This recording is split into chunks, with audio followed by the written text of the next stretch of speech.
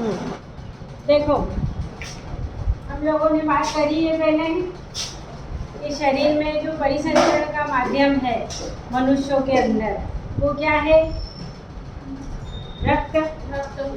और कौन से तरह का परिसंचरण तंत्र है? तो बंद प्रकार का, क्योंकि रक्त कहाँ बहता है? धमनी और शिराओं में, बंद नलिकाओं में बह रहा है। और हम ये भी बात कर चुके हैं कि एक ही रक्त हृदय से होकर 2 बार गुजरता है, इसलिए मनुष्य के अंदर पाया जाता है दोहरा परिसंचरण तंत्र। ये चर्चा हम पहले कर चुके हैं। आज हम बात करेंगे रक्त दाब के बारे में। क्या के बारे में? रक्त दाब, जिसको आप सामान्य भाषा में हम जनरली जो क्या कहते हैं? Blood pressure. ब्लड प्रेशर ये कहते हैं। उसको शॉर्ट में क्या कहते हैं अपन? बीपी। अब देखो, ये बीपी क्या होता है, ब्लड प्रेशर क्या होता है? रक्त का, जो रक्त है वो नलिकाओं में बह रहा है, रक्त वाहिनियों में बह रहा है, धमनियों के अंदर बह रहा है, शिराओं के अंदर बह रहा है। तो रक्त जिन्हें धमनियों में बहता है या जहाँ भी बहता है, शिराओं में बहता है, तो रक्त एक निश्चित दाब के साथ रक्त वाहिनियों के अंदर बहता है। ठीक है, हार्ट के अंदर रक्त आता है, फिर हार्ट से दूसरे अंगों को जाता है। ठीक है, तो ये रक्त एक निश्चित दाब के साथ धमनियों के अंदर बह रहा है, तो ये रक्त वाहिनियों में एक दाब उत्पन्न करता है। ठीक, तो रक्त वाहिनियों के अंदर रक्त के बहने के कारण जो दाब उत्पन्न होता है, रक्त बहने के कारण उत्पन्न हो रहा है, इसलिए इसको हम क्या कहते हैं? रक्त दाब। ठीक है, अब एक मनुष्य के अंदर, स्वस्थ मनुष्य के अंदर क्या होता है? हृदय 1 मिनट में कितनी 72 बार बीट करता है। ठीक है, अब ये जो रक्तदाब है, ये किन अवस्थाओं में कम हो सकता है, किन अवस्थाओं में बढ़ सकता है? क्या कुछ जानकारी है? अब सबसे पहले तो आपने देखा होगा, हम डॉक्टर के यहाँ जाते हैं, हमारे तो घर नहीं काम पड़ा होगा, पर हमने वहाँ किसी को देखा होगा बीपी चेक करवाते हैं।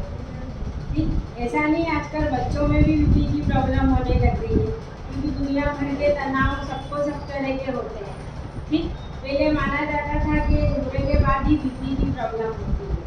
ब्लड प्रेशर यानी अचानक सुना होगा, अरे इनका बीपी बढ़ गया, तो बीपी बढ़ने से हार्ट अटैक आ गया, या किसी का सुनते हैं कि ब्लड प्रेशर लो हो गया, इसके कारण इनकी डेथ हो गई। ये टर्म आप लोग सुनते हो, सुनते हैं? अब देखो, बीपी तो समझ में आ गया कि जो रक्त एक निश्चित दाब के अंदर धमनियों में बह रहा है, इसी को हमने क्या कहा? रक्तदाब। अब रक्तदाब नापने के लिए उपकरण होता है, नाम बताओगे? पहले बताया नाम कल ही लिखा था। ये होता है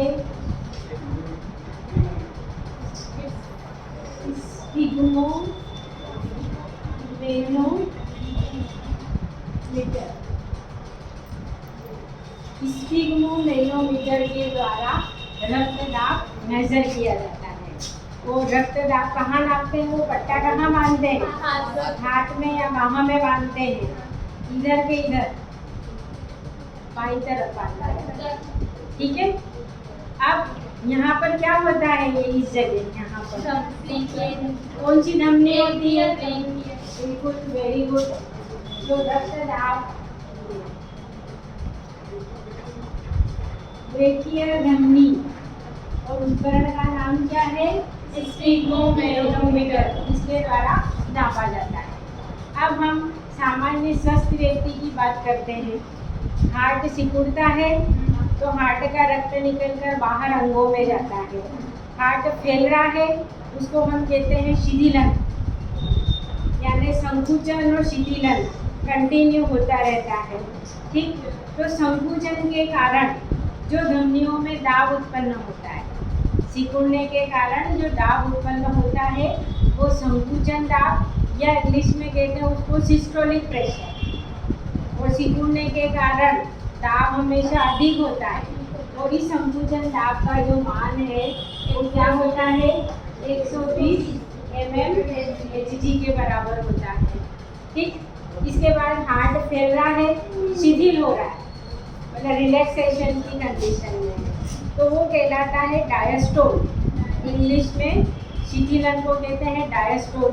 तो डायस्टोल के कारण जो प्रेशर उत्पन्न हो रहा है वो कहलाता है शिथिलन दाब या डायस्टोलिक प्रेशर, और इसका मान होता है कम, और ये होता है 80 mmHg के बराबर। ये कल हमने इंग्लिश के क्वेश्चन में भी देखा था। संकुचन दाब ज़्यादा होता है, शिथिलन दाब कम होता है, और ये होता है 120 mmHg सिस्टोलिक प्रेशर, और शिथिलन डायस्टोलिक प्रेशर 80 mmHg। अब आप और मैं हम स्वस्थ हैं, हमें कोई कॉम्प्लिकेशन नहीं है, मतलब हमारा रक्त दाब कितना होगा, 80 mmHg से 120 mmHg के बीच स्वस्थ व्यक्ति में। अब हमने अभी बात करी कि किसी का ब्लड प्रेशर बढ़ जाता है तो किसी का ब्लड प्रेशर कम हो जाता है, यानी दो तरह के ब्लड प्रेशर देख रहे हैं हम, एक जिसमें बढ़ जाता है और एक जिसमें कम हो जाता है। तो जो बढ़ जाता है इसको कहा जाता है HBP, या इसको हिंदी में क्या कहते हैं हम, उच्च रक्तचाप। मीन्स ये है कि 120 हायर है हमारा, इस हायर से बढ़कर एक और ऊपर चला जाता है, तो वो हमारे लिए क्या है, हानिकारक है। इस कंडीशन में रक्त वाहिनियों के अंदर बहुत तेजी से बहने लगता है। और आप खुद सोचो, हम देखो एक बात करते हैं, जो रक्त वाहिनी है हमारी, ये इतनी मोटी है, इतनी थिकनेस है उसकी, इसके अंदर क्या हो रहा है, रक्त बह रहा है स्वस्थ व्यक्ति में। अब हायर ब्लड प्रेशर की स्थिति कब बनती है ये देखते हैं हम। अब हम एक शब्द एडवर्टाइज देखते हैं ऑयल के, तेल के, खाने के तेल के, उसमें आता है कोलेस्ट्रॉल फ्री, बहुत ज़्यादा देखते हैं हम, हर एक में यही आता है। अब कोलेस्ट्रॉल क्या होता है, कोलेस्ट्रॉल एक तरह का व्युत्पन्न लिपिड होता है। ठीक, अब फिलहाल आपको ये देखो, ये हमारी रक्तवाहिनी है, जिसके में रक्त बह रहा है, स्वस्थ व्यक्ति की बात हो रही है। अब हम ज़्यादा तला गला फैट्स वाला खाना डेली खाएंगे, कभी कभी खाने में कोई बुराई नहीं है, खाना चाहिए, हमारे लिए फैट्स भी आवश्यक है। भोजन का मुख्य अवयव है कार्बोहाइड्रेट, प्रोटीन, वसा, एक निश्चित लिमिट तक जरूरी है, न्यूनतम बिल्कुल ही ना खाना, नहीं खाएंगे तो दूसरी बीमारियाँ, कुपोषण संबंधी बीमारियाँ हो जाएगी। अब जो तला गला भोजन खाते हैं, इसके कारण देखो ये रक्तवाहिनी की भीतरी सतह पर क्या होता है, कोलेस्ट्रॉल जमा हो जाता है। अब कहाँ रक्त को बहने के लिए इतनी जगह मिल रही थी, अब उसको बहने के लिए क्या मिल रही है, इसी जगह मिल रही है, और कहाँ इतनी मिल रही थी। अब हम पहले सामान्य से हट के बात करते हैं। एक जो पानी का पाइप होता है, उस पानी के पाइप पर एक तो मोटे मुंह वाला इतना, और एक बिल्कुल इतने वाला है। तो पहले मैंने उससे पाइप आप लोगों की तरफ लगाया, तो आपको चोट लगेगी? नहीं लगेगी, क्योंकि प्रेशर ही कम आ रहा है। और यही छोटे पाइप वाले से मैं आप लोगों के ऊपर पानी फेंकूंगी तो क्या होगा, चोट लगती है, पानी की भी हमको। तो देखो हम तो इतने बड़े हैं और हम कहते हैं हटाओ इसको चोट लग रही है, तो हमारा हार्ट तो कितना मुलायम ऑर्गन है और महत्वपूर्ण ऑर्गन है। तो कोलेस्ट्रॉल बनने के कारण क्या होता है, रक्तवाहिनियों की दीवार पर वो जमा हो जाता है, रक्त को बहने के लिए कम जगह मिलती है, तो रक्त बहुत तेजी से बहने लगता है। और अभी हमने बात करी थी विभिन्न भागों से रक्त हार्ट में आता है, अशुद्ध रक्त फिर फेफड़ों को शुद्ध होकर जाता है, और फिर फेफड़ों से शुद्ध होकर वापस आ रहा है, और फिर विभिन्न अंगों को भेजा जा रहा है। तो कहीं की भी एक आर्टरी या वेन भी क्या हुई, इस तरीके से संकुचित हुई तो पूरा तेजी से रक्त क्या होगा, सर्कुलेट होगा, तो हमारे हार्ट के भी क्या होगी, चोट लगेगी। और हृदय के अंदर जो पेशियाँ होती है वो हृदय पेशियाँ, हार्ट एक बार कार्य करना शुरू करता है तो जीवन पर्यंत गति करता रहता है। अब थोड़ी थोड़ी करके बार बार वो प्रेशर के साथ हार्ट के ऊपर तो आ रहा है ब्लड, तो हृदय की कोशिकाएं क्या होगी, क्षतिग्रस्त होगी। बहुत मुलायम डेलिकेट ऑर्गन है, तो हार्ट जैसे हमारे कोई थप्पड़ मार रहा तो उसको क्या कहते हैं, अटैक करना। ये तब हार्ट के ऊपर ब्लड का क्या हो रहा है, बार बार अटैक हो रहा है, तो जब तक सहन करेगा तब तक कर लेगा, लेकिन एक समय ऐसा आएगा कि हार्ट क्या होगा, काम करना बंद कर देगा और व्यक्ति की मृत्यु हो जाएगी। तो हार्ट के ऊपर अटैक हुआ कोलेस्ट्रॉल जमा होने के कारण, तो यही क्या हुआ, हार्ट अटैक। तो रक्त वाहिनियाँ जब संकुचित हो जाती है वो अति तनाव के कारण भी हो सकती है, या कोलेस्ट्रॉल जमा होने के कारण भी हो सकती है, या किसी व्यक्ति के अंदर बहुत ज़्यादा ब्लड की मात्रा है तो ज़्यादा ब्लड है तो ज़्यादा बहेगा। तो इन सब कारणों से हायर ब्लड प्रेशर की स्थिति बनती है। और हायर ब्लड प्रेशर किसको कहते हैं, जब रक्तदाब 120 mmHg से अधिक हो जाता है, तो ये भी उस व्यक्ति की मृत्यु का कारण बनते हैं। ठीक, अब आते हैं हम लोअर ब्लड प्रेशर पे। अब लोअर में क्या होगा, रक्त वाहिनियाँ अति तनाव के कारण सिकुड़ती है, तो अति तनाव के कारण किसी किसी में फैल भी सकती है, या कोई एनीमिक है, एनीमिया यानी खून की कमी है, रक्त की कमी है शरीर में, तो उसके बहने के लिए रक्त ही नहीं है बॉडी में, तो क्या बहेगा, तो वो जितना है वो धीरे धीरे बहेगा। जबकि हार्ट वो तो 1 मिनट में 72 बार, मतलब वो कितना तेजी से बीट करता होगा। तो एनीमिक है या किसी कारण से रक्त वाहिनियाँ फैल गई तो रक्त बहुत धीरे धीरे बहेगा, तो विभिन्न अंगों से धीरे धीरे ही आएगा और धीरे धीरे ही फेफड़ों को जाएगा शुद्ध होने, वो फिर वहाँ से शुद्ध होकर आएगा और विभिन्न भागों को भी बहुत धीरे धीरे जाएगा। जबकि हम लोगों को काम करने के लिए ऑक्सीजन चाहिए और फास्ट चाहिए, तो प्रॉपर ऑक्सीजन की सप्लाई नहीं होगी क्योंकि रक्त बहुत धीरे बह रहा है, तो उस कंडीशन को क्या कहते हैं अपन, लोअर ब्लड प्रेशर। छोटा पाइप है, तेज बहेगा, ये हायर ब्लड प्रेशर।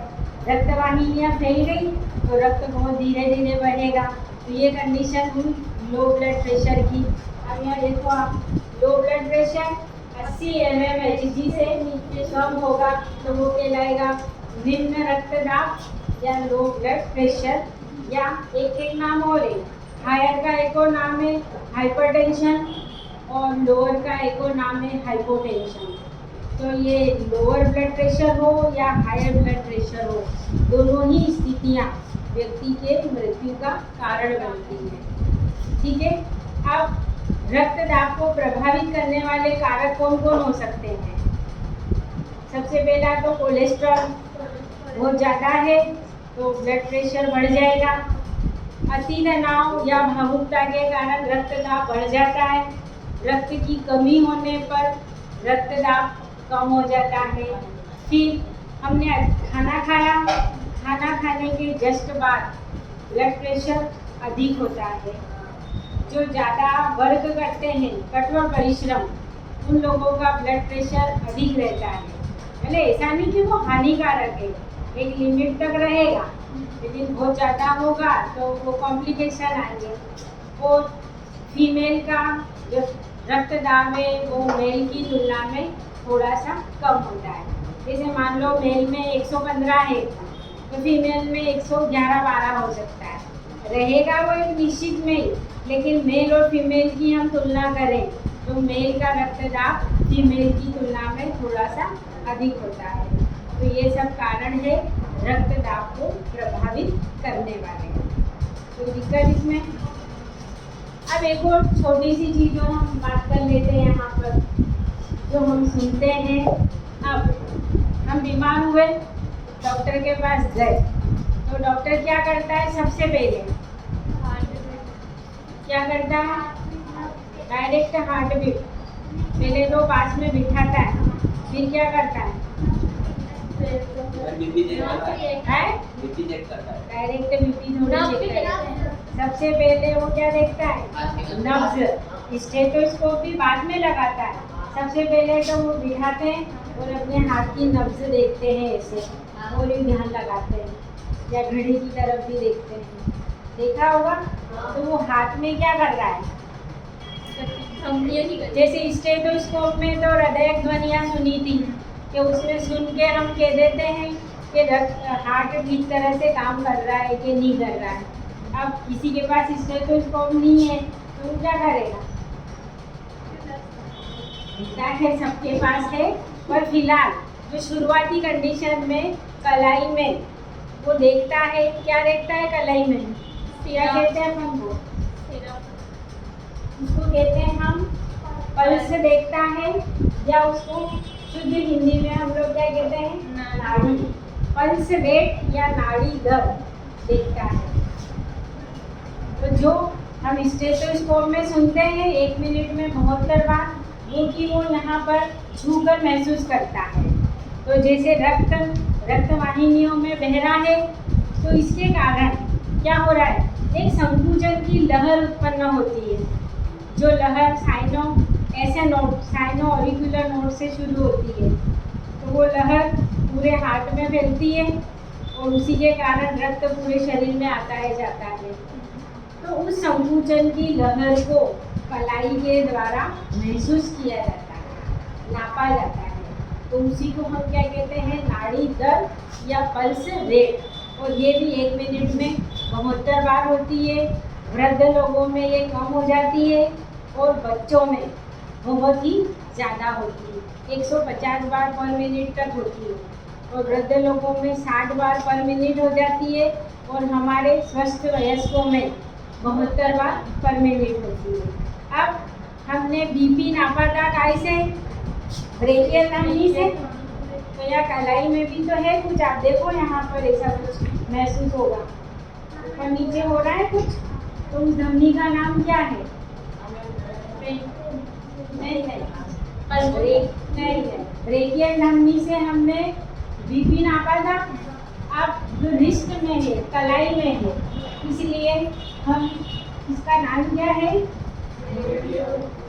रेडियल धमनी। बाह में पाई जाने वाली ब्रेकियल धमनी और रिस्ट में पाई जाने वाली रेडियल धमनी। तो ये है बीपी और ये है पल्स रेट या नाड़ी दर। कोई प्रॉब्लम?